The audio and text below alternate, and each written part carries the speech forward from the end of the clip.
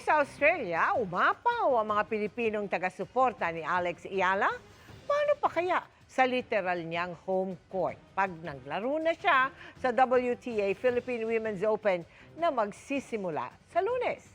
Bihira ring mag-host ang Pilipinas ng International Tennis Tournament kung saan mahigit 30 tennis stars ang mapapanood.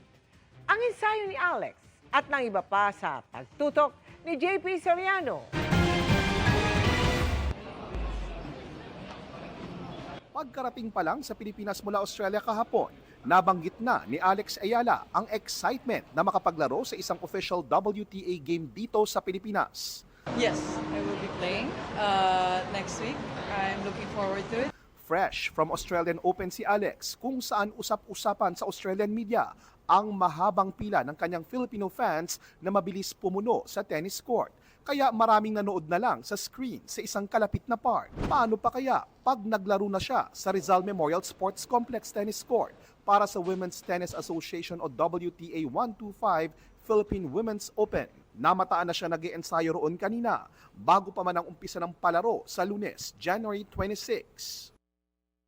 Tulad ng iba pang world-class tennis players na naroon na rin. Sakaling dagsain nga ng fans, may 2,000 sitting capacity ang buong tennis center na halos triple ng 750 sitting capacity requirement ng WTA. Binisita ko na ito nung puspusan itong pinupulido at nakita ko nga ang mga pagbabago para maging world-class ito. Bagong pintura na at nagdagdag pa ng mga locker rooms at opisina. Mga kapuso, narito po tayo ngayon sa tennis center na makasaysayang Rizal Memorial, ang venue kung saan maglalaban-laban ang mahigit sa 30 sa pinakamagagaling na tennis players sa buong mundo. Kabilang na po yung mga namayagpag sa mga pinakaprestiyosong tennis tournaments gaya ng US Open, Australian Open at meron pa nga po na Olympic medalist. At kasama po sa nabigyan ng wildcard slot ang ating pambato, ang national pride na si Alex Ayala.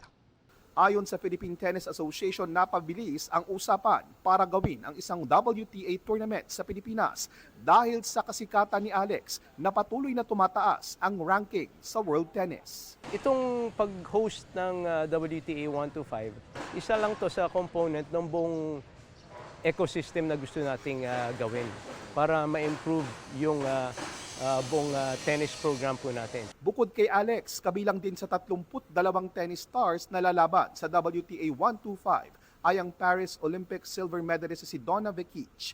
Dadagdag sila sa mahabang listahan ng mga dati ng tennis legends na nakapaglaro dito sa Rizal Memorial. That is the Rizal Memorial Coliseum. Bjorn Borg played there. All tennis greats played there. Pag naglaro ka rito at batang tennis player ka na, I've played in the historic Rizal Memorial Tennis Complex. I have arrived. Para sa GMA Integrated News, ako po si JP Soriano, nakatutok 24 oras.